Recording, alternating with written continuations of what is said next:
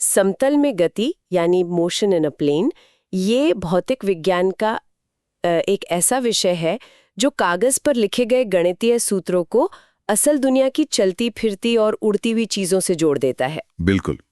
और आज के इस गहन विश्लेषण में हमारे सामने स्रोत के रूप में कक्षा 11वीं की एनसीईआरटी भौतिकी का अध्याय 3 है। हाँ, और हमारा मुख्य उद्देश्य मतलब इस चर्चा का लक्ष्य इन मूलभूत सिद्धांतों को स्टेप बाय स्टेप समझना है, बिल्कुल एक विशेषज्ञ शिक्षक की तरह। सही कहा। हम सदिश राशियों, प्रक्षेप्य गति और एक समान वृत्तीय गति के पन्नों को खोलेंगे। यह विश्लेषण पूरी तरह से बोर्ड परीक्षा के स्तर और वास्तविक जीवन के उदाहरणों पर केंद्रित होगा। तो सीधे विषय पर आते हैं। भौतिकी में किसी भी गति को समझने के लिए सबसे पहले राशियों को समझना होता है ना? एकदम सही। स्रोत सामग्री स्पष्ट रूप से 2 तरह की राशियों के बीच एक लकीर खींचती है, अदिश यानी स्केलर और सदिश यानी वेक्टर राशियां। अदिश राशि जहां तक मुझे याद है वो है जिसमें केवल परिमाण होता है, मैग्नीट्यूड। हाँ, परिमाण जैसे दूरी, द्रव्यमान या तापमान, इनमें कोई दिशा नहीं होती। लेकिन सदिश राशि में परिमाण के साथ साथ दिशा का होना भी बिल्कुल अनिवार्य है। मतलब विस्थापन, वेग या त्वरण जैसे कॉन्सेप्ट्स। बिल्कुल। अब एक शिक्षक के नजरिए से देखें, छात्र अक्सर इन दोनों को लेकर उलझ जाते हैं। इसे स्रोत में दिए गए एक बहुत ही बेहतरीन उदाहरण से समझते हैं। तापमान वाले उदाहरण से। मैंने पढ़ा था उसे। हाँ। मान लिया जाए कि किसी शहर में दिन का अधिकतम तापमान 35.6 डिग्री सेल्सियस दर्ज किया गया और रात का न्यूनतम तापमान 24.2 डिग्री था। तो उनका अंतर लगभग 11.4 डिग्री सेल्सियस आया। सही। और ये जो 11.4 का आंकड़ा है, ये पूरी तरह से एक अदिश राशि है। तापमान के साथ दिशा जोड़ने का कोई मतलब ही नहीं बनता। हाँ, कोई ये तो नहीं कहता कि आज उत्तर दिशा में 11 डिग्री गर्मी ज्यादा है। बिल्कुल नहीं। तापमान बस एक अवस्था है। लेकिन दूसरी तरफ जब किसी नदी में 10 किलोमीटर प्रति घंटे की गति से बहती हुई जलधारा का अध्ययन किया जाता है, अगर कोई नाव लेकर उस नदी में उतरने वाला है तो उसे ये जानना ही पड़ेगा कि पानी का बहाव पूर्व की ओर है या पश्चिम की ओर। सही बात है। दिशा जाने बिना नाव चलाना तो अंधेरे में तीर चलाने जैसा होगा। और बारिश के मामले में भी यही है। अगर तेज हवा चल रही है तो बूंदें सीधी नीचे नहीं गिरती, तिरछी हो जाती हैं। एकदम सटीक। छाता किस तरफ पकड़ना है ये तय करने के लिए बारिश के वेग की दिशा पता होनी चाहिए। तो मतलब सदिश राशियों में 2 शब्दों पर सबसे ज्यादा जोर देना है। हाँ, परिमाण और दिशा। परिमाण ये बताता है कि कितना और दिशा ये बताती है कि किस तरफ। बोर्ड परीक्षा में भी इन दोनों के बीच का अंतर बहुत बार पूछा जाता है। तापमान और नदी के बहाव वाला ये उदाहरण दिमाग में एकदम स्पष्ट तस्वीर बना देता है। अब यहाँ से एक तार्किक सवाल सामने आता है। बताइए। अगर सदिश राशियों में दिशा का इतना बड़ा खेल है तो क्या इन्हें जोड़ने के लिए हम सामान्य गणित का इस्तेमाल कर सकते हैं? मतलब जैसे 2 और 2 हमेशा 4 होते हैं। नहीं, यहीं पर तो भौतिकी दिलचस्प हो जाती है। सदिशों को बीजगणित के उन साधारण नियमों से नहीं जोड़ा जा सकता जो हम बचपन से सीखते आए हैं। क्योंकि दिशा सब कुछ बदल देती है। बिल्कुल। इसे समझाने के लिए स्रोत में हेड टू टेल विधि को बहुत ही स्पष्ट तरीके से प्रस्तुत किया गया है। हेड टू टेल मतलब सिर और पूंछ? हाँ, कल्पना कीजिए कि एक सदिश ए है जिसे एक तीर से दर्शाया गया है। तीर का पिछला हिस्सा उसकी पूंछ है और नुकीला हिस्सा उसका शीर्ष यानी हेड है। ठीक है, समझ गई। अब अगर इसमें एक दूसरा सदिश बी जोड़ना है तो सदिश बी को बिना उसकी दिशा बदले इस तरह खिसकाया जाता है कि बी की पूंछ ठीक ए के शीर्ष पर आ जाए। अच्छा, एक के सिर पर दूसरे की पूंछ। सही। इसके बाद ए की पूंछ से लेकर बी के शीर्ष तक जो एक नई सीधी रेखा खींची जाती है, वही उन दोनों का परिणामी सदिश होता है, रिजल्टेंट वेक्टर। ये तो किसी खजाने के नक्शे को पढ़ने जैसा हो गया। पहले 10 कदम उत्तर जाओ, फिर वहां से 5 कदम पूर्व जाओ। बहुत बढ़िया उपमा है ये। और परिणामी सदिश वो सीधी रेखा होगी जो सीधे शुरुआती बिंदु से खजाने तक जाती है। तो क्या ये क्रम बदलने पर भी काम करता है?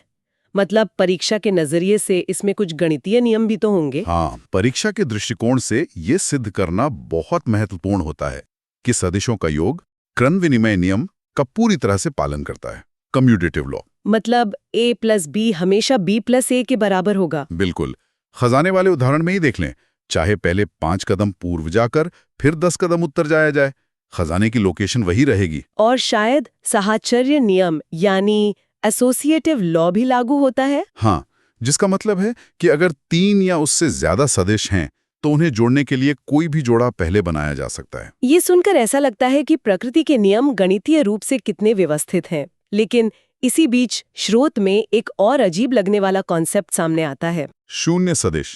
हाँ, शून्य सदिश यानी जीरो वेक्टर। मतलब अगर किसी चीज का परिमाण ही शून्य है, उसमें कुछ बचा ही नहीं है, तो उसे एक सदिश का दर्जा क्यों दिया जा रहा है? ये सवाल हर उस छात्र के दिमाग में आता है जो पहली बार वेक्टर्स को गहराई से पढ़ता है। ये तो बस गणित के समीकरणों को टूटने से बचाने के लिए एक जुगाड़ लगता है। मैं विश्लेषणात्मक ढंग से समझाती हूँ।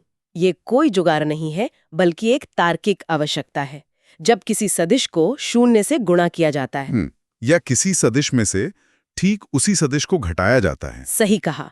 जैसे a माइनस a बराबर 0, तो जो परिणाम मिलता है वो शून्य होता है। लेकिन चूंकि दो सदिशों को घटाने पर परिणाम भी एक सदिश ही होना चाहिए, इसलिए इसे शून्य सदिश कहा जाता है। तो इसका परिमाण शून्य है, इसलिए इसकी दिशा का निर्धारण नहीं किया जा सकता। बिल्कुल। लेकिन असल दुनिया में इसका कोई अस्तित्व है क्या, या ये सिर्फ किताबों तक सीमित है? इसका बहुत बड़ा भौतिक महत्व है। मान लिया जाए कि एक व्यक्ति सुबह घर से निकलता है, दिन भर शहर में घूमता है और शाम को वापस उसी घर में लौट आता है। तो इस पूरी प्रक्रिया में विस्थापन क्या हुआ? शून्य। जहां से शुरुआत हुई थी, अंत भी वहीं हुआ। लेकिन विस्थापन मूल रूप से एक सदिश राशि है। तो हम ये नहीं कह सकते कि विस्थापन सिर्फ एक संख्या शून्य है। हमें कहना होगा कि ये एक शून्य सदिश है। एकदम सही। सैद्धांतिक भौतिकी में संतुलन को समझने के लिए इस अवधारणा का होना अत्यंत आवश्यक है। बहुत खूब। चलिए चर्चा को थोड़ा और आगे बढ़ाते हैं। अभी तक बात हो रही थी कि वेक्टर्स को जोड़ा कैसे जाए। हाँ। लेकिन अगर एक अकेला सदिश है जो किसी विशेष कोण पर मौजूद है, मतलब न तो वो सीधा x अक्ष पर है और न ही सीधा y अक्ष पर, तो उसका विश्लेषण कैसे किया जाए? यहीं पर सदिशों का वियोजन काम आता है, रेजोल्यूशन ऑफ वेक्टर्स। ये प्रक्रिया इस पूरे अध्याय की जान है। तो इसे एक शिक्षक की तरह चरण दर चरण समझते हैं? बिल्कुल। अगर कोई सदिश a किसी समतल में है और वो x अक्ष के साथ एक कोण बना रहा है, मान लेते हैं थीटा, तो उस अकेले तिरछे सदिश से निपटना मुश्किल होता है। तो हम त्रिकोणमिति का उपयोग करते हैं। हाँ, त्रिकोणमिति का उपयोग करके उस एक सदिश को दो लंबवत हिस्सों में तोड़ दिया जाता है। मतलब एक जटिल तिरछी दिशा को दो आसान सीधी दिशा में बांट दिया जाता है, जैसे किसी चीज की परछाई जमीन पर और दीवार पर एक साथ पड़ रही हो। बहुत ही सटीक उदाहरण दिया आपने। x अक्ष की दिशा में उस सदिश का जो घटक होगा उसे ax कहा जाता है, जो कि a cos थीटा के बराबर होता है। सही। और उसी समय y अक्ष की दिशा में जो घटक होगा उसे ay कहा जाता है, जो a sin थीटा के बराबर होता है। यह व्युजन की प्रक्रिया तो एक जादुई छड़ी की तरह लगती है। 2D की मुश्किल गणनाओं को 1D की सरल गणनाओं में बदल देती है। बिल्कुल बदल देती है।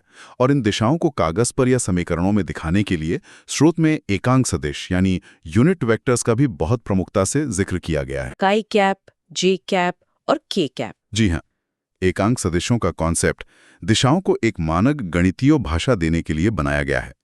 श्रोताओं को ये याद रखना बहुत जरूरी है कि किसी भी एकांक सदिश का परिमाण हमेशा एक होता है। तो भौतिकी में इनका एकमात्र कार्य x, y और z अक्षों की दिशा को दर्शाना है। बस यही इनका काम है, सड़क पर लगे उन साइन बोर्ड्स की तरह जो सिर्फ ये बताते हैं कि कौन सा शहर किस तरफ है।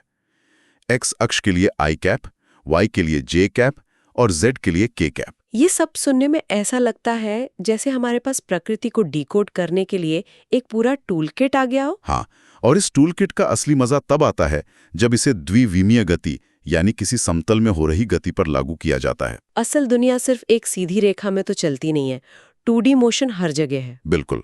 और समतल में गति की बात आती है तो एक अत्यंत महत्वपूर्ण निष्कर्ष सामने आता है, जिस पर मैं विशेष रूप से जोर देना चाहूंगा। वो क्या है? वो ये है कि किसी समतल में हो रही द्विविमीय गति को असल में दो अलग अलग, एक दूसरे से स्वतंत्र एक विमीय गतियों के रूप में समझा जा सकता है। ये विचार थोड़ा गहरा है। मतलब जो गति x एक्सिस में हो रही है और जो y एक्सिस में हो रही है, उनका आपस में कोई लेना देना नहीं है। सटीक। वे दोनों गतियां एक ही समय पर हो रही होती हैं, लेकिन वे एक दूसरे से पूरी तरह स्वतंत्र होती हैं। x का बदलाव y अक्ष को प्रभावित नहीं करता। यही वो चाबी है जिससे अंतरिक्ष में रॉकेट भेजने से लेकर क्रिकेट के मैदान में गेंद फेंकने तक के सारे रहस्य सुलझाए जाते हैं। क्रिकेट का मैदान एक बेहतरीन उदाहरण है और यही बात हमें प्रक्षेप्य गति की तरफ ले जाती है, प्रोजेक्टाइल मोशन। जब कोई बल्लेबाज छक्का मारता है या फिर हवा में कोई गेंद फेंकी जाती है, वो आगे भी जा रही होती है और ऊपर भी। प्रक्षेप्य गति में वस्तु का पथ हमेशा परवलयाकार होता है, पैराबोलिक। जब किसी वस्तु को हवा में फेंका जाता है तो उसके वेग के दो हिस्से हो जाते हैं, क्षैतिज और ऊर्ध्वाधर। हॉरिजॉन्टल और वर्टिकल। हाँ, अब गौर करने वाली बात यह है कि क्षैतिज दिशा में वेग पूरे रास्ते स्थिर रहता है। क्षैतिज वेग स्थिर क्यों रहता है? क्या उस पर हवा का असर नहीं होता? इन बुनियादी मॉडल्स में हवा के प्रतिरोध को नगण्य मान लिया जाता है और क्योंकि क्षैतिज दिशा में कोई बल या त्वरण उसे रोकने के लिए मौजूद नहीं है, इसलिए वो वेग नहीं बदलता। लेकिन जो ऊर्ध्वाधर वेग है, जो वस्तु को ऊपर आसमान की तरफ ले जा रहा है, वो तो बदलता है ना? बिल्कुल बदलता है। नीचे की ओर लगने वाले गुरुत्वाकर्षण यानी जी के कारण वो लगातार बदलता है। ऊपर जाते समय वेग कम होता है और नीचे गिरते समय फिर बढ़ने लगता है। ये समझना कितना आसान हो जाता है जब हम एक जटिल गति को दो स्वतंत्र हिस्सों में तोड़ देते हैं। स्रोत में बोर्ड परीक्षाओं के लिए अत्यंत महत्वपूर्ण 3 सूत्रों का जिक्र भी है। हाँ, उन सूत्रों की व्याख्या करना बहुत जरूरी है। पहला है अधिकतम ऊंचाई, HM बराबर V0 square sine square theta 0 बटे 2G। मतलब वो गेंद हवा में कितनी ऊपर तक जाएगी। सही। दूसरा है उड्डयन काल या टाइम ऑफ फ्लाइट, TF। ये बताता है कि वस्तु कुल कितनी देर तक हवा में रही। और तीसरा सबसे दिलचस्प सूत्र है क्षैतिज परास का, हॉरिजॉन्टल रेंज, R बराबर V0 स्क्वायर साइन 2 थीटा 0 बटे G। बिल्कुल, वो वस्तु जमीन पर कितनी दूर जाकर गिरेगी, इसी में तो सारे खेलों के रिकॉर्ड बनते हैं। क्षैतिज परास का सूत्र हमें एक बहुत ही रोचक बात बताता है, गैलीलियो के प्रसिद्ध सिद्धांत के बारे में। हाँ, गैलीलियो ने सिद्ध किया था कि किसी भी वस्तु को सबसे दूर फेंकने के लिए, यानी अधिकतम क्षैतिज परास पाने के लिए, उसे ठीक 45 डिग्री के कोण पर फेंका जाना चाहिए। 45 डिग्री? वो जादुई आंकड़ा जहां क्षैतिज और ऊर्ध्वाधर गतियों का सबसे बेहतरीन तालमेल बनता है। सही बात है। प्रक्षेप्य गति के बाद अध्याय का अंतिम बड़ा और बेहद महत्वपूर्ण हिस्सा है एक समान वृत्तीय गति, गोल घूमने वाली वस्तुएं। ये छात्रों के लिए एक आम दुविधा का कारण बनती है। दुविधा ये होती है कि यदि कोई वस्तु एक समान चाल से गोल घूम रही है तो ये कहा जाता है कि उसमें त्वरण हो रहा है। ये वाकई में कंफ्यूज करने वाली बात है। गाड़ी की स्पीड अगर 40 किलोमीटर प्रति घंटा फिक्स है और वो गोल चक्कर काट रही है तो स्पीड तो बढ़ी ही नहीं। इस दुविधा को दूर करने के लिए वेग की मूल परिभाषा पर जाना होगा। एक समान वृत्तीय गति में चाल स्थिर होती है, लेकिन दिशा हर एक बिंदु पर लगातार बदल रही है। और क्योंकि वेग एक सदिश राशि है तो दिशा बदलने से वेग भी बदलता है। बिल्कुल, और दिशा बदलने के कारण वेग बदलता है, इसलिए यह एक त्वरित गति कहलाती है, एक्सेलरेटेड मोशन। मतलब दिशा बदलने के लिए भी एक तरह के त्वरण की जरूरत होती है। सटीक। और इस विशेष त्वरण को अभिकेंद्र त्वरण का नाम दिया गया है, सेंट्रीपिटल एक्सेलरेशन। अभिकेंद्र यानी केंद्र की ओर जाने वाला? जी हाँ, इस त्वरण की दिशा हमेशा उस वृत्त के केंद्र की ओर ही होती है। सूत्र के रूप में इसे AC बराबर V स्क्वायर बटे R लिखा जाता है। और श्रुत में इसे कोणीय वेग के साथ भी जोड़ा गया है, एंगुलर वेलोसिटी ओमेगा। हाँ, रेखीय वेग और कोणीय वेग के बीच का संबंध V बराबर ओमेगा R होता है। ये वह सिद्धांत है जिसके आधार पर अंतरिक्ष में कृत्रिम उपग्रह पृथ्वी की परिक्रमा करते हैं। यह देखना अद्भुत है कि कैसे दिशा का एक साधारण सा विचार उपग्रहों की कक्षाओं तक पहुंच जाता है। भौतिक विज्ञान वास्तव में केवल किताबों में नहीं, हमारे हर कदम में है। बिल्कुल। जब हम एक स्थान से दूसरे स्थान तक जाते हैं तो हमारी पथ की लंबाई आमतौर पर हमारे विस्थापन के परिमाण से अधिक होती है।